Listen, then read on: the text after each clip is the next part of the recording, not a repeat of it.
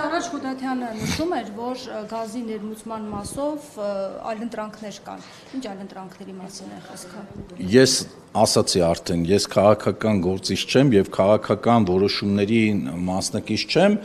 հետեւաբար այդ ինֆորմացիային չեմ տիրապետում, բայց այլընտրանքները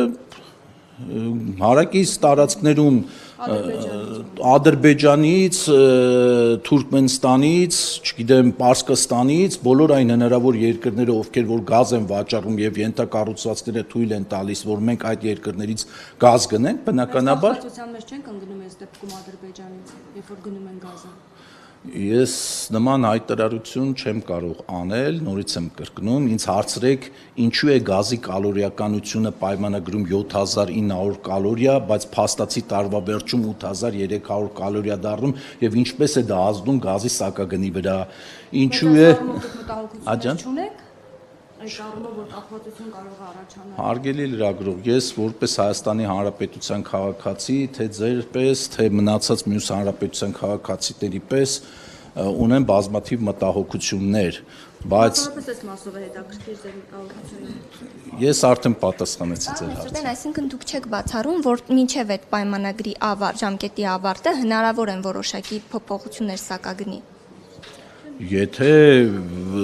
նման առաջարկությամբ հանդես չի գալիս Գազպրոմ Արմենիա ընկերությունը, հետևաբար մենք մեր սեփական նախաձեռնությամբ բնականաբար գազի թանկացման առաջարկով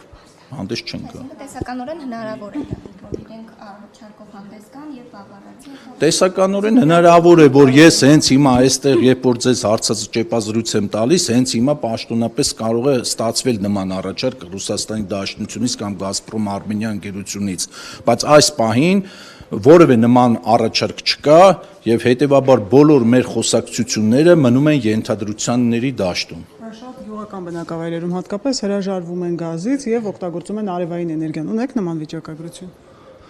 Այո, դա վաղուց արդեն մեծ պրակտիկա է մեր կյանքում եւ բոլոր այն բնակավայրերում, որտեղ որ քաղաքացիների համար հասանելի է եղել այդ տեխնոլոգիաները, բնականաբար նրանք օգտվել են այդ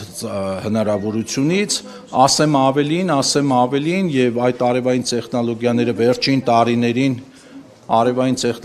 վերջին տարիներին բերեցին նրան, որ իսկապես գազի սպառման ծավալները կենցաղային մակարդակում որոշակի նվազման զսպման միտումներ ունեին որոշակի բնակավայրերում,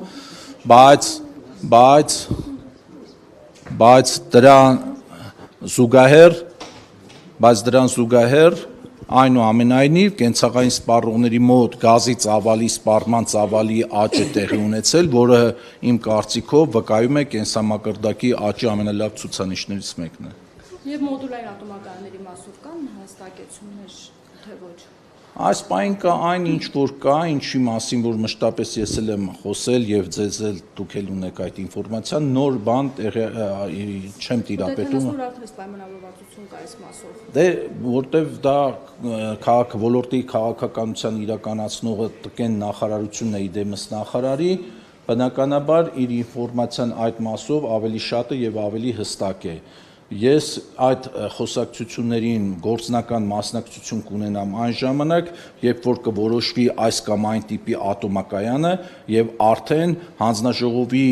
գործառույթը կլինի այս կամ այն տիպի ատոմակայանի սակագինը հաշվելը։